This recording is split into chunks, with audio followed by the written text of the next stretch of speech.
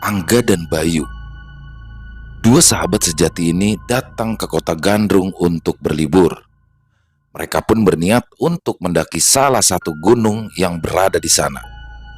Menurut kabar, keindahan kawah yang berada di gunung itu lebih indah jika dinikmati ketika dini hari. Ini merupakan pengalaman mereka untuk mendaki. Mereka pun memilih gunung tersebut karena jalur dan kondisi di sana sangatlah aman untuk para pendaki pemula seperti mereka. Angga dan Bayu pun lalu menginap di rumah saudara Bayu di sana. Kebetulan jarak rumah ke lokasi memerlukan perjalanan 1,5 jam. Dan saat itu Bayu pun berniat untuk naik mobil Pak D-nya. Namun Angga tidak berniat untuk naik mobil dan menolak ajakan Pak D Bayu yang tadinya berniat ingin mengantarkan sampai dengan pos pembelian tiket masuk. Angga pun memilih untuk meminjam sepeda motor trail milik Pak D-nya dan berniat untuk menaikinya pergi ke sana. Akhirnya, setelah mendapatkan izin, Angga dan Bayu pun lalu berangkat. Saat itu, mereka berangkat pagi hari sekitar pukul 8. Ya, karena mereka berniat untuk menikmati suasana di sana selama mungkin. Tapi entah mengapa, Bayu kala itu sudah merasa tidak enak badan. Dan karena tidak ingin mengecewakan Angga, Bayu pun akhirnya memaksakan diri untuk tetap berangkat. Motor pun menyala. Angga dengan semangatnya mengecek perlengkapan apa saja yang akan ia bawa. Bayu pun memperhatikan dengan santai kawannya. Entah mengapa, ada firasat yang tidak bisa ia terjemahkan di dalam pikirannya. Hanya perasaan tidak enak yang terus menyelimuti hati hingga terasa sesak di dadanya. Hingga kala itu suara Angga pun mulai terdengar jelas di telinganya, membuat lamunan Bayu menjadi pecah dan memukul lengan temannya itu. "Jangan ngagetin dong, gak sopan." "Ayo bro, cepat jalan." Temannya ini sudah ingin tahu penampakannya. Bayu kala itu hanya tersenyum dan memandangi temannya dengan pikiran yang cukup aneh. Dia pun kemudian mengangguk lalu segera mengambil tasnya. "Ayo, cepat datang, cepat selesai." Mendengarkan jawaban dari Bayu, Angga pun memperhatikannya dengan heran. Namun, Angga bukanlah tipe anak yang gampang mikir. Jadi, ketika ada yang tiba-tiba aneh, dalam beberapa detik pun dia akan segera lupa. Tak lama kemudian berangkatlah mereka. Dengan berbekal petunjuk arah dan juga Google Map, mereka pun dengan santai menaiki sepeda motor trail. Menurut Angga, karena waktu itu suasana masih pagi dan juga masih banyak waktu untuk mereka, akhirnya mereka pun tidak terburu-buru. Angga banyak sekali berhentinya kala itu. Hingga di salah satu tempat yang sudah jauh dari rumah penduduk dan hanya melewati perkebunan sepanjang jalan itu, Angga pun lalu berhenti di salah satu tikungan jalan. Suasananya lumayan sepi sekali dan hampir tidak ada orang lewat saat itu kecuali warga yang hendak pergi ke kebun. Bayu pun hanya celingukan saat itu karena meskipun rumah saudaranya berada di sana, dia pun jarang sekali main dan berkunjung kemanapun untuk berwisata. Bayu adalah anak yang gemar sekali duduk manis dan membaca buku di rumah. Tidak ada raut wajah bosan untuk hal itu. Menurutnya, suasana rumah adalah tempat yang paling aman baginya. Sangat berbeda dengan Angga.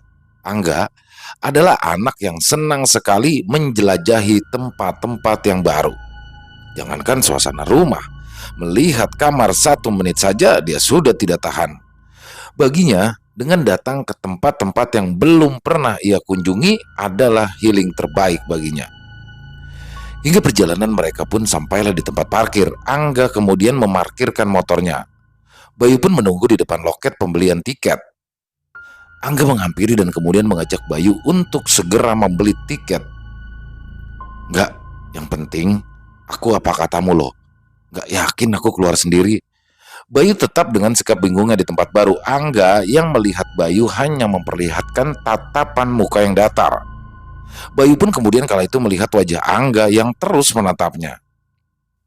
"Aku ini bukan penakut, enggak. Cuma aku ini ya agak takut aja sama tempat baru. Apalagi bersama orang yang maunya menang sendiri seperti kamu." Angga pun kala itu hanya tersenyum mendengar perkataan Bayu. Seperti biasa, Angga pun hanya merangkul bahu Bayu dan menyuruhnya untuk tidak berpikir terlalu keras. Bayu memang adalah orang yang gampang panik. Banyak sekali yang ia pikirkan jika pergi kemana-mana bersama Angga. Bayu memang kenal betul dengan Angga karena memang mereka sudah bersama sejak masa SD. Tendanya udah siap kan, Bay? Bayu pun hanya memberikan kode dengan tangannya oke dan mengangguk santai. Angga pun tersenyum, mengerti bahwa Bayu mencoba santai dan tenang. Nah, karena mereka berniat untuk menuju puncak saat dini hari, maka mereka pun berniat untuk istirahat dan menikmati pemandangan sekitar. Waktu pun kemudian berlalu, jam menunjukkan pukul 11 malam dan kala itu mereka akhirnya memutuskan untuk berjalan ke puncak. Ini adalah pengalaman pertama mendaki bagi Bayu dan Angga di gunung tersebut. Bayu yang sebentar berjalan pun sudah mengeluh jika kakinya sakit dan kaku. Tidak henti-hentinya Angga menyemangati Bayu agar tetap kuat untuk berjalan. Sepanjang perjalanan, Angga pun mengajak Bayu berbicara untuk mengalihkan pikiran Bayu agar tidak mudah mengeluh. Tetapi sudah menjadi sifat Bayu, ya, tidak akan lepas dengan keluhan demi keluhan ketika merasa lelah dan capek. Sangat berbeda dengan Angga, di mana dia lebih memilih diam dan berhenti sejenak lalu mengatur nafas dengan baik. Dingin menyelimuti saat itu, Bayu sudah lelah bukan main. Akan tetapi, Angga yang berjalan dengan cepat dan baik selalu menunggunya di depan. Dengan sesekali ia terlihat meminum air dari botol kaca yang kecil. Bayu pun yang berjalan pelan melihat temannya dari kejauhan menatap tajam ke arah botol kaca yang kala itu dipegang oleh Angga. Bayu mulai cemas, panik, hingga berpikir macam-macam. Hingga saat langkah kakinya sudah dekat dengan raga temannya tersebut, Bayu pun tidak bisa menahan lagi. Angga, kamu apa-apaan sih? Kalau kamu sampai mabok terus seenaknya sendiri di tempat yang baru, aku nggak mau nanggung resikonya loh. Kala itu Angga pun hanya tertawa tanpa menjawab. Perasaan Bayu kemudian semakin menjadi tidak nyaman. Ya, dia was-was karena kebiasaan Angga yang satu ini tidak bisa dihilangkan jika pergi kemana-mana. Dan sesampainya di puncak, Angga kala itu mulai mual dan muntah di sembarang tempat. Bayu pun hanya memperhatikan dari kejauhan. Ia hanya bisa menggeleng-gelengkan kepalanya. Dia merasa jika perjalanan ini sia-sia lantaran memiliki niat menggebu-gebu untuk datang ke sini, itu Angga bukanlah dirinya. Namun, karena memang dia tidak enak hati dengan Angga, maka dia pun mau diajak untuk melihat keindahan yang berada di gunung itu. Angga kala itu terlihat tertawa terbahak-bahak dan memandangi Bayu dengan tatapan yang tidak biasa. Bayu, Bayu, kamu ini bodoh ternyata ya. Kamu itu nggak bisa, kamu itu nggak tahu cara menikmati alam. Bayu hanya melihat temannya yang otaknya kala itu sudah sedikit kelengar. Menyebalkan sekali baginya jika Angga sudah dalam kondisi seperti ini. Ucapan demi ucapan semua dia lontarkan tanpa memperdulikan perasaan yang mendengarkannya. Kau kira kamu siapa? Ledek, dasar anak sinting. Pikiran sudah nggak penuh kok, kebanyakan bacot. Angga tetap dengan tertawanya dan masih bisa berjalan sendiri walaupun sedikit sempoyongan. Bayu yang memperhatikan apapun yang dilakukan oleh temannya dari belakang hanya bisa mendengus kesal. Dalam hatinya ia berkata, jika tahu Angga melakukan kebiasaan buruk seperti itu lagi, dia pasti tidak akan mau ikut. Memang, momen buruk sebelumnya pernah dialami Bayu saat mengunjungi salah satu tempat wisata yang berada di Jogja. Tindakan Angga kala itu sangat tidak bisa dimaafkan dan sungguh kurang ajar sekali. Ya, karena kebanyakan minum dan dia pun akhirnya menjadi lupa, tindakan mencium wanita yang tidak dikenal ia lakukan tanpa sadar. Akhirnya, dia pun menjadi sasaran amarah warga sekitar yang mengetahui langsung tindakannya. Tapi kali ini, Bayu tidak ingin terjadi kesalahan lain yang dilakukan Angga saat dirinya sudah tenggelam dalam kendali air setan itu. Dirinya hanya ingin jika memang berwisata ya berwisata saja yang normal, ngobrol selayaknya dua orang teman yang suka sekali bercanda, dan jangan ada tindakan yang akan membuat dirinya malu akibat tindakan Angga yang sudah tidak sadar itu. Angga, awas lo ya. Habis ini setelah melihat ke bawah langsung cepat balik, biar aku yang bawa motor. Angga pun kala itu hanya menoleh dan tersenyum. Memang tidak ada yang terjadi saat itu. Momen menikmati keindahan gunung tersebut saat dini hari pun sudah mereka lalui. Bayu sangat terpesona dengan warna yang dipancarkan oleh semburan gas belerang tersebut. Dirasa cukup dan khawatir akan kondisi Angga, akhirnya setelah cukup baginya menikmati pemandangan tersebut, Bayu dan Angga pun lalu segera turun dan menuju parkiran untuk mengambil sepeda motor mereka dan pulang. Kini Bayulah yang menyetir. Angga diam mematung di ujung jalan. Bayu heran. Biasanya dia sudah kencing sembarangan. Akan tetapi saat itu hanya wajah melamun dan diam yang sangat aneh. Bayu berpikir, mungkin hawa dingin yang sedang menyelimuti tempat tersebut hingga membuat Angga kedinginan. Tapi alasan tersebut terdengar mustahil. Motor trail berjalan mendekati Angga. Angga kala itu hanya tetap terdiam melihat Bayu. Bayu pun juga hanya diam dan mereka berdua saling bertatapan. Di sepanjang perjalanan pulang, Angga pun tidak seperti biasanya. Ya, ia banyak diam dan tidak banyak bicara. Bayu pun menjadi heran dengan tingkah Angga yang tidak seperti biasanya. Lontaran kata-kata kurang sopan biasanya selalu saja keluar ketika dirinya sedang mabuk. Tapi entah mengapa saat itu Angga seperti orang yang tenang dan tidak banyak tingkah. Saat sepeda motornya melaju cukup cepat, Bayu pun seketika mengerem. Hal itu dia lakukan lantaran terlihat seekor ular besar dan panjang sedang berjalan melintas di tengah jalan. Angga tidak dapat berkata apa-apa selain menunduk diam. Bayu yang histeris pun melihat ular sebesar itu yang sedang menyeberang hanya berniat menunggu sampai ular itu hilang. Dia terus menunggu. Angga yang turun dari motor terlebih dahulu sudah diam terpaku melihat ke bawah dasar jurang. Bayu di sini cukup heran karena Angga yang hanya terus diam, banyak melamun melihat temannya tiba-tiba seperti itu. Kesambet setan, apa anak ini? Bayu di sini sangat cemas lantaran takut jika selain ular yang berada di depannya akan ada hewan lain yang juga berada di sekitar situ. Dia pun menoleh ke kanan dan ke kiri, memperhatikan betul tempat sekitar. Lama, hampir 10 menit dirinya menunggu, namun ular tersebut belum juga nampak ekornya. Bayu mulai ketakutan dan juga khawatir. Sangat lain dengan Angga yang bersikap aneh saat itu, hingga angin kecil datang dan membawa kabut tipis menyelimuti tempat itu. Bayu pun sudah menyalakan headlamp agar bisa melihat sekitar, akan tetapi semakin lama kabut itu semakin tebal dan jarak pandang pun semakin sedikit. Bayu pun terkejut lantaran sudah tidak melihat Angga lagi, hanya kabut dan lampu headlamp yang tidak bisa menembus jauh kabut tersebut. Tiba-tiba, dengan perlahan, kabut tebal sedikit demi sedikit pun hilang. Bayu dengan kaget melihat suasana sudah berubah. Sepeda motor yang dikendarainya di jalan beraspal berubah menjadi jalan setapak. Hanya kabut tipis dan juga pohon-pohon yang menjulang besar tampak di samping kiri dan kanannya. Bayu benar-benar bingung lantaran Angga tidak ada. Dia pun mulai panik dan tidak dapat mengontrol emosi dengan baik. Hanya sepeda motor dan dirinya yang entah sekarang berada di mana. Dia tidak paham sama sekali daerah itu.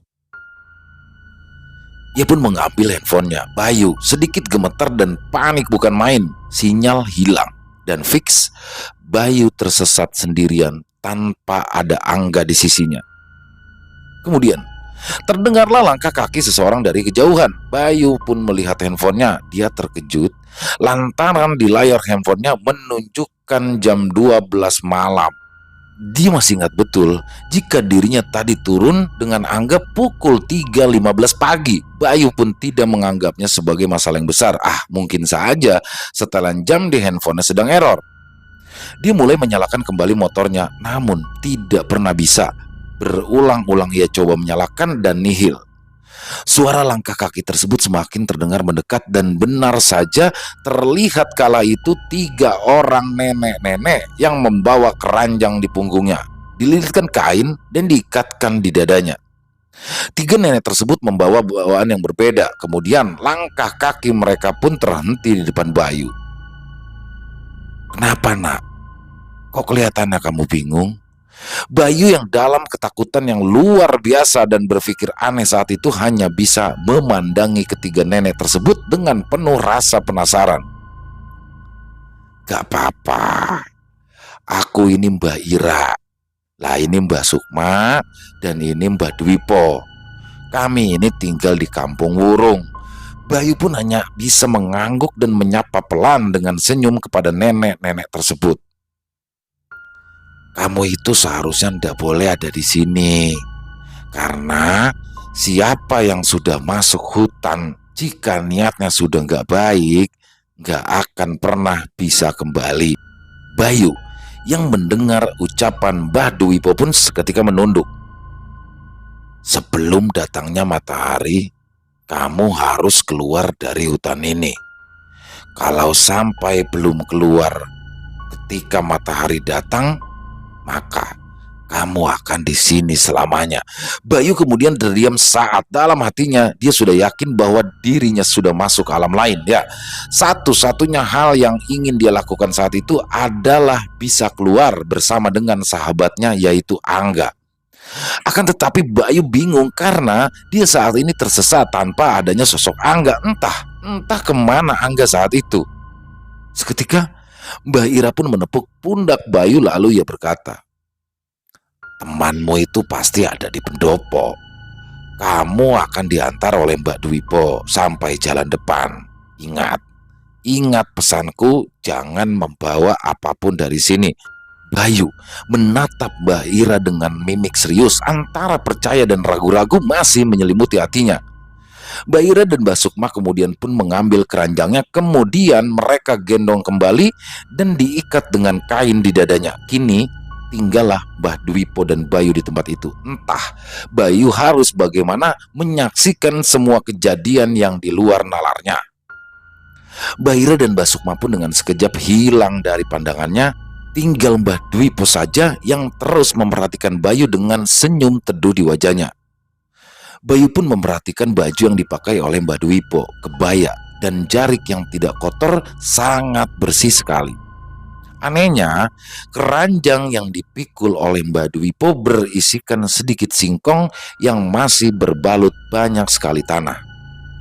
"Ayo, tidak baik kalau kamu kelamaan di sini. Pegang pundakku dan jangan tolah-toleh." Bayu pun mengikuti anjuran Mbah Dwipo. Kemudian mereka pun berjalan. Namun langkah Bayu pun terhenti lantaran dia lupa bahwa ada sepeda motor Pak D-nya yang juga berada di situ. Dengan cepat Mbah Dwipo pun langsung menyuruh Bayu untuk meninggalkan apa saja yang ada di sana. Hati Bayu sebenarnya sangat berat sekali untuk meninggalkan sepeda motor trail milik Pak D-nya itu. Bagaimana nantinya dia akan menjelaskan kepada Pak D-nya jika sepeda motor tertinggal di alam lain? Hal itu jelas akan menjadi bahan lelucon dan alasan saja bagi Pak D-nya. Mbah Dwipo pun tetap menyuruh Bayu untuk tetap meninggalkan apapun barang yang berada di sana. Dengan berat hati, Bayu pun meninggalkan sepeda motor tersebut dan terus mengikuti langkah Mbak Dwipo yang berjalan lurus di jalanan setapak. "Ini tuh, kita harus menyusul temanmu terlebih dahulu. Nah, arah pendopo harus melewati Kampung Wurung dahulu. Kamu harus hati-hati.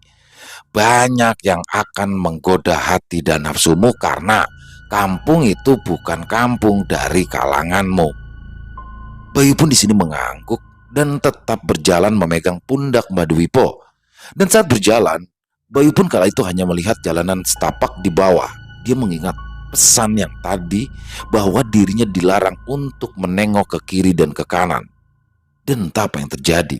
Penasaran, Bayu akan sesuatu yang sedang berubah di sekitarnya tidak bisa langsung dilihat olehnya. Bayu tetap melihat ke bawah dan tetap mengikuti langkah kaki Mbak Dwipo yang terus menuntunnya. Angin kecil berhembus di telinganya. Kemudian terdengar suara alunan musik gamelan dan juga suara riuh, suara laki-laki. Bayu mendengarkan suara itu dengan sangat teliti. Nampak terdengar suara yang sangat dia hafal. Ya, suara itu nampak berteriak-teriak tidak karuan, diiringi dengan tawa dan juga riuh orang yang sedang bersenang-senang. Di saat itu, langkah Mbak Dwipo pun terhenti. Nah, kamu di sini baru boleh melihat sekitaran. Ayo, lihat dan cari temanmu. Ajak kembali. Waktu kita sudah tidak banyak. Mendengar kata-kata Mbak Dwipo, Bayu pun dengan cepat melihat ke arah suara yang tadi ia dengar. Nampak kala itu sebuah pendopo kecil dengan penerangan lampu berwarna kuning dari banyak cempluk menghiasi suasana pertunjukan di sana. Bayu kala itu melihat seorang wanita, ya, satu-satunya wanita yang menari, yang mana hanya terlihat membelakanginya. Menari dengan lihai dan sangat menjiwai.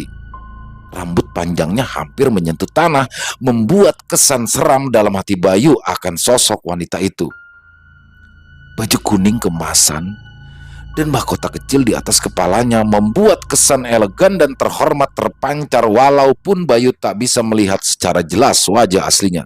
Tiba-tiba berjalanlah seorang laki-laki yang menari yang sedikit kaku menghampiri wanita tersebut. Tergantung di lehernya kain kuning yang terlihat menyala. Bayu menyipitkan mata dan berkata, Mbah, itu temanku Angga. Apa aku harus langsung menghampiri Mbah? Mbak Dwi itu kala itu menoleh ke Bayu dan menatapnya dengan tatapan yang sedih.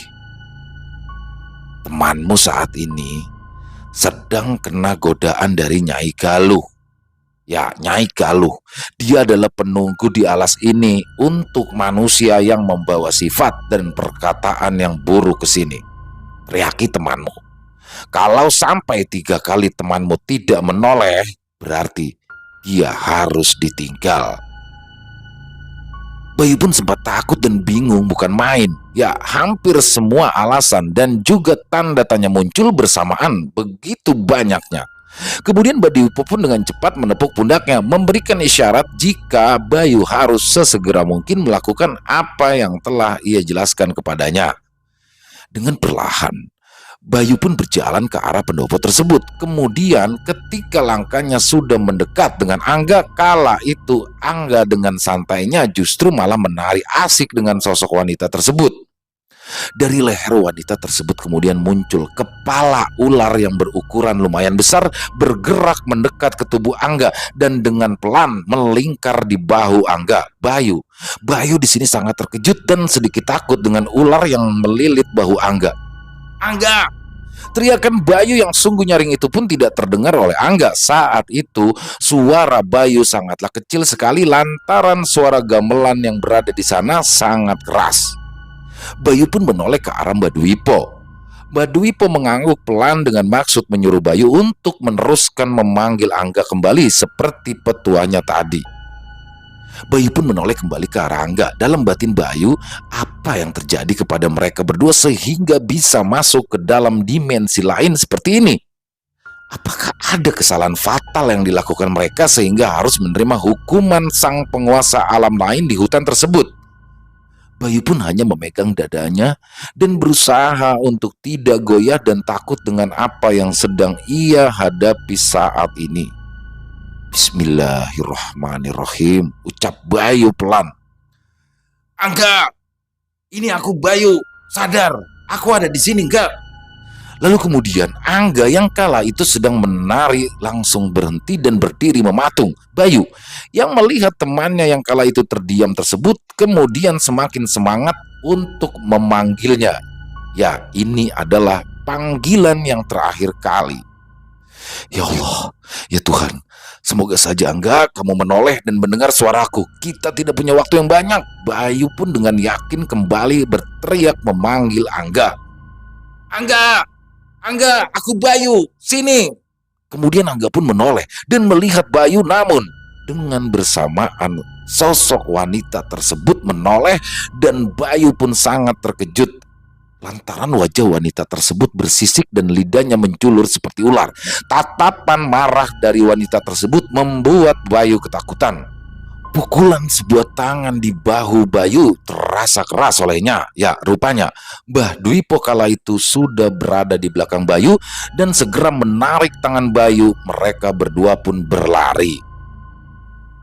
"Nah, waktumu sudah mau habis. Kamu harus aku keluarkan dari sini. Ayo, ikuti jalanku." Bayu pun mengikuti jalan Mbah Dwipo yang sedikit cepat. Jalanan setapak dan juga angin kencang mulai mengganggu perjalanan Bayu saat itu. Kemudian, jalan mereka pun sampailah di sebuah kampung yang Bayu melihat baju yang mereka pakai tidaklah sama dengan model baju yang dipakainya. Bayu pun tetap berjalan cepat mengikuti jalan Mbah Dwipo. Namun, rasa penasaran akan kampung tersebut membuat Bayu memperhatikan secara detail apa saja yang ada di sana. Mata Bayu pun mulai menyipit lantaran di pinggir sebuah warung terlihat tentara Belanda yang sedang dia mematung dengan senjata di tangannya. Bayu semakin takut seolah tidak percaya dengan apa yang sudah ia lihat. Setelah melewati warung tersebut, angin pun berhembus sangat kencang. Suara gemuruh di kuping Bayu pun semakin terdengar dan membuatnya tidak nyaman. Tatapan Bayu sangat ketakutan lantaran di ujung kampung tersebut telah berdiri beberapa orang penduduk yang sosoknya terlihat sangat mengerikan. Satu di antaranya matanya hampir copot dan lainnya terdapat darah di tubuhnya yang mengucur deras. Nafas Bayu terengah-engah antara jantung yang berdebar sangat cepat dan ketakutan yang terus melanda dirinya. Mbah Dwipo kemudian berhenti diikuti langkah Bayu yang juga terhenti. "Jalanlah, ikuti jalan ini, tak perlu menoleh. Di depan itu adalah jalan untuk kembali." Bayu pun kemudian mengangguk dan lalu ia pun berjalan perlahan. Kemudian langkahnya pun semakin cepat lantaran kondisi angin dan kabut yang datang membuatnya menjadi lebih takut. Ia terus berlari. Daun-daun yang lebat saat itu bergoyang cepat lantaran hantaman angin yang datang. Bayu pun terjatuh dan kemudian suara hening terdengar di kupingnya. Mata Bayu terlihat redup dan juga berat sekali. Nampak seseorang tiba-tiba meraih tangannya lalu menggendongnya. "Alhamdulillah, selamat," ucap laki-laki yang tidak dikenal itu berteriak. Entah mengapa pergelangan kaki Bayu saat itu sangat sakit sekali. Kemudian ia tidak sadarkan diri. Setelah siuman, Bayu pun melihat sudah berada di kamar rumah sakit. Terlihat orang tua dan juga Pak D-nya yang sudah berada di sampingnya. Bayu pun kala itu langsung bertanya kepada Pak D-nya tentang kondisi Angga. "Pak D, Angga bagaimana? Angga kemana?" Pak D-nya yang melihat Bayu panik kemudian segera berdiri dan mencoba menenangkan keponakannya itu. "Sabar, sabar ya Leh. Angga selamat. Sekarang Angga masih dirawat di kamar sebelah. Kamu gak usah khawatir," jelas Pak D Bayu. Mendengar penjelasan dari Pak D-nya, Bayu pun kemudian bernafas dengan lega. Dia lalu merebahkan tubuhnya kembali dan tenang. Pak D-nya terus menatapnya dengan tatapan yang penuh tanda tanya. Hari pun berlalu. Bayu ingin segera melihat kondisi Angga. Pak D-nya yang membantu Bayu pun bersiap dan merapikan apapun yang berada di sana. Pak D-nya di sini mendengus sepanjang. Ada sesuatu yang ingin dia tanyakan kepada Bayu terkait kejadian kemarin lusa. "Kamu sama Angga apa mabuk-mabukan di sana?" tanya Pak D-nya pelan. Bayu pun menggelengkan kepala. "Tapi Angga Pak D yang mabuk," jawab Bayu pelan. "Tapi waktu pulang aku yang bawa sepeda motornya." Pak D-nya menghela nafas panjang lagi. Pak D itu kaget. Pak D pikir kamu sama Angga itu sudah tidak tertolong lagi. Soalnya kejadian yang menjadi saksi sepedamu sudah ditemukan tergeletak di pinggir jurang. Nah, anehnya di lokasi kejadian yang ditemukan itu tanpa kamu dan Angga. Angga itu ditemukan di pinggiran sungai yang jaraknya itu jauh dari jalan dan lokasimu. Nah, yang tidak bisa dipikir nalar lagi, kala itu Angga tidak memakai apa-apa selain memakai celana dalam. Jelas padenya, Bayu yang mendengarkan cerita dari padenya tersebut hanya bisa terdiam. Lalu kemudian, tanpa berkata apa-apa, Bayu pun berjalan pelan menuju ke ruangan Angga. Sesampainya ia di ruangan Angga, Bayu kala itu melihat temannya itu masih belum siuman. Wajah penuh sesal dari Bayu tidak bisa ia tahan untuk keluar. Bayu pun terus menunduk, melihat kondisi temannya yang tidak berdaya itu. Ia berharap kejadian seperti ini tidak akan pernah terulang kembali. Selesai. Wow, kisah luar biasa ya. Udah lama ya kita nggak menceritakan kisah tentang pendakian ya, tapi memang di sini kisahnya apa tidak disebutkan nama gunungnya secara detail ya, hanya kotanya saja. Jadi tapi dapat banget nih kisah horornya, dapat banget ketika dua orang sahabat ya terjebak di perkampungan gaib. Wah, terjebak di dunia lain itu memang satu hal yang paling horor banget ya. Itu di kisah-kisah dulu ekstrim movie itu banyak sekali tuh. Jadi ya, sekali lagi terima kasih luar biasa kisahnya. Semoga bisa menghibur semua teman-teman para pecinta, para penikmat horor. Dan hikmah yang bisa diambil jelas ya, dia mabuk-mabukan si Angga di alam sana. Tapi memang anak-anak muda ini suka sekali mencari, sebenarnya gini ya, mereka itu mencari kesempatan untuk bisa mabuk di tempat yang aman. Jadi karena gunung itu sepi, nggak ada orang ya, dia mungkin merasa nyaman dan aman untuk minum-minuman di situ. Tapi itu adalah sangat tidak baik. Dan Angga pun sudah mendapatkan dari balasannya ya. Moga-moga aja di kisah itu Angga baik-baik saja ke depannya nanti dan tidak mengulanginya lagi. Dan itu dia, silakan buat yang punya komentar lain bisa ditulis di kolom komentar. Buat yang suka dengan videonya bisa diklik tombol jempolnya, tombol like-nya. Buat yang belum subscribe, yuk diklik tombol merah subscribe-nya. Jangan lupa dinyalakan notifikasinya, loncengnya, agar teman-teman bisa mendapatkan notifikasi dari konten-konten yang akan kami upload selanjutnya. Dan buat yang punya kisah, punya cerita, silakan bisa dikirimkan ke kami melalui nomor handphone, bisa ke 0878 4509 4752. Kami ulangi 0878 4509 4752. Dan di akhir kata, saya Ilo mohon maaf apabila ada kesalahan dalam berkata-kata, apabila ada kata-kata yang kurang berkenan di hati pemirsa. Kami mohon maaf yang sebesar-besarnya, karena saya adalah manusia biasa, tempatnya salah dan dosa. Dan sampai jumpa lagi di konten-konten kami selanjutnya, masih bersama saya Ilo. Salam sehat sukses selalu untuk kita semua. Amin amin ya robbal alamin. Assalamualaikum warahmatullahi wabarakatuh.